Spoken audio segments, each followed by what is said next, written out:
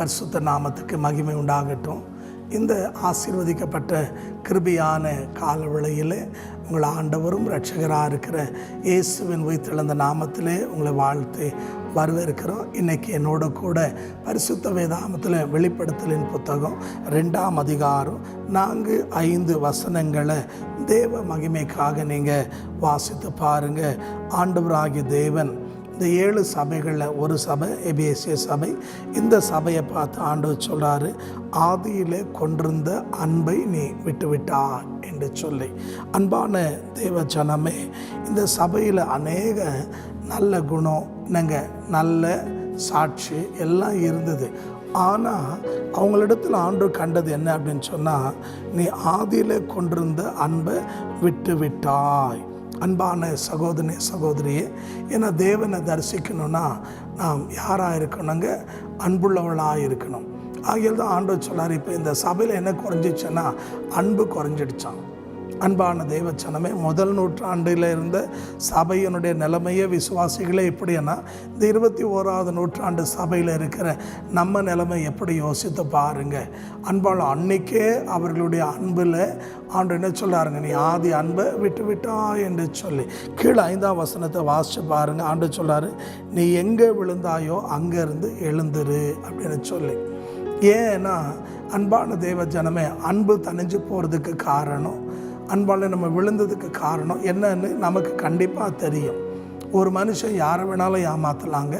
ஒன்று தேவனை ஏமாற்ற முடியாது, 2வது நம்முடைய மனசாட்சியை ஏமாற்ற முடியாது.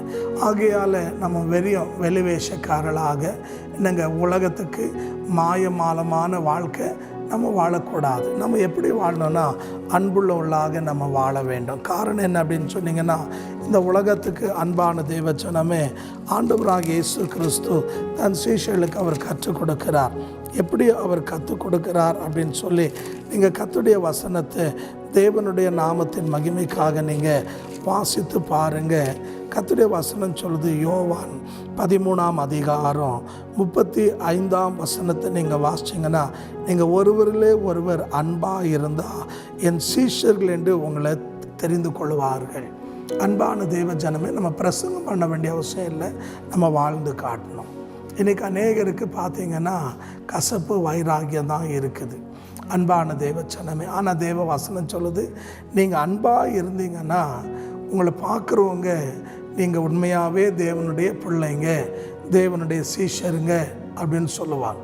ஆகையால் அதுக்கு இன்றைக்கி என்ன தேவைன்னா அன்பு தேவை. ஆகையால் ஒரு வேளை இன்றைக்கி அந்த ஆதியில் கொண்டிருந்த அன்பை நீங்கள் விட்டுட்டு இருந்தீங்கன்னா, அன்பான தேவச்சனமே, எங்கே விழுந்தீங்களோ அங்கேருந்து இந்த கால வேளையில் தேவ சந்நிதியில் என்ன பண்ணுங்கள், எழுந்துருங்க. காரணம் என்னென்னா, ஆண்டவராகிய தேவன் சொல்லும்போது தேவனுடைய வார்த்தையை நீங்கள் வாசித்து பாருங்கள்.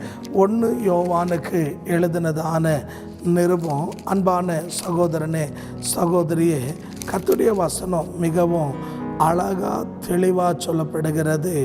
1 யோவான் 4ஆம் அதிகாரம் 18ஆம் வசனத்தை வாசிங்கன்னா, அன்புக்கு என்ன கிடையாதுங்க, பயம் கிடையாது.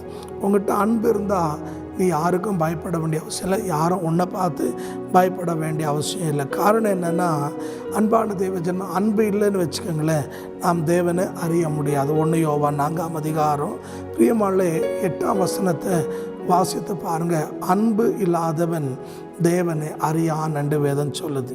தேவன் யாருன்னா அன்பின் சொரூபியாக இருக்கிறார். ஆகிய நீங்களும் நானும் இந்த நாட்களில் அன்பு உள்ளவர்களாக மாறணும். ஏன்னா நீங்கள் 1 கொரிந்தியர் 13ஆம் அதிகாரத்தை வாசித்து பாருங்கள்.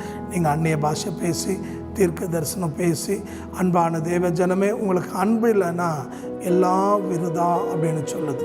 ஆகையால் அன்பான நீங்கள் யோவான் 3ஆம் அதிகாரம் 16ஆம் வசனம் வாசிச்சு பாருங்கள். அங்கே தேவவாசனம் சொல்லுது, தேவன் உலகத்தின் மேல் எவ்வளவா என்ன பண்ணாருங்களா, அன்பு கூர்ந்து தம்முடைய ஒரே பேரான குமாரனை நமக்காக தந்தருளினார். அவரை விசுவாசிக்கிறவன் கெட்டு போகாதபடி நித்திய ஜீவனை அடையணும்னு நமக்காக தன்னை தந்தருளினார்னு வேதம் சொல்லுது. இப்போ தேவனே நம்மை நேசித்தாருன்னு நாம் பார்க்குறோம். இப்போ நாம் ஒருத்தர் நேசிக்கிறோம்னா என்னங்க, காணாத தேவனை எப்படி நேசிக்க முடியும்? ஆகையால் இந்த கால வேளையில் கசப்பு, வைராகியம், பகை இதெல்லாம் விட்டுட்டு, ஏன்னா நம்முடைய மரணம் என்றைக்கு நமக்கு தெரியாது, ஆண்டோடைய வருகை நமக்கு எப்போ தெரியாது. நம்ம கசப்பு வைராகியெல்லாம் வச்சு என்ன சாதிக்க போகிறோம்? நீங்கள் வேதத்தில் 1 கொரிந்தியர் 13ஆம் அதிகாரம் அதில் 4-7 வசனம் வாசிச்சு பாருங்கள். அன்புக்கு என்ன கிடையாதுங்க? பொறாமை கிடையாது. அன்புக்கு கசப்பு கிடையாது. அன்பு இருமாப்பாக இருக்காது. தற்பிரியத்தை நாடாது. சினம் கொள்ளாது. என்னங்க தேவையில்லாத தேவன் அருவருக்கிற என்னங்க தேவனுக்கு பிரியமில்லாத குணலட்சணத்தெல்லாம் அன்பு என்ன பண்ணுங்க? புறம்பே தள்ளும். நம்ம தேவ பிள்ளைங்கன்னு சொல்லி இன்றைக்கி ஒரு துக்கம் என்ன தெரியுங்களா? எத்தனையோ தேவ பிள்ளைங்க இன்றைக்கி ஒருத்தரை பார்த்தா ஒருத்தர் ஆகாமல் என்னங்க கசப்போடு பகையோடு இருக்கும். எப்படி நம்ம ஜெபித்தா கர்த்தர் நம்முடைய ஜெபத்தை கேட்பார்? எப்படி ஆண்டவர் நம்மோடு பேசுவார்? யோசிச்சு பாருங்கள். இதில் வேறு துணிகரமாக திருவிருந்தில் பங்கு பெறுறோம். நம்ம செத்த பரலோகத்துக்கு போவோமா? யோசிச்சு பாருங்க. இருக்கிறது கொஞ்ச நாள். ஒருத்தர் நேசித்து தேவனுக்கு பிரியமான மகிமை உள்ள சாட்சியாக வாழுங்க. கர்த்தர் உங்களை ஆஸ்வதிப்பார். இருக்கிற இடத்துல தலைகளை தாழ்த்தி கண்களை மூடி கர்த்தரை நோக்கி தேவ சமூகத்தில் நாம் தேவ சந்நிதியில் ஜெபிப்போம்.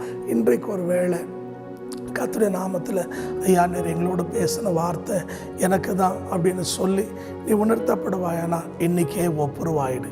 கர்த்தர் உன் வாழ்க்கையை மாற்றுவார். நல்ல ஆண்டவரே, எங்கள் பரலோகத்தின் தேவனே, இந்த ஆசீர்வதிக்கப்பட்ட கிருபையான கால வேளையில் சமீபத்திலும் தூரத்திலும் இந்த வார்த்தையை கவனிக்கிற என் அன்பு சகோதர ஆசீர்வதிங்க. அவருடைய குடும்பங்கள் ஆஸ்வதியும், அவருடைய எதிர்காலங்கள் ஆஸ்வதியும், அவருடைய பிரயாசம் ஆசீர்வதியும், அவருடைய தேவைகளை சந்தியும், அற்புதங்களை அதிசயங்களை செய்யுங்க.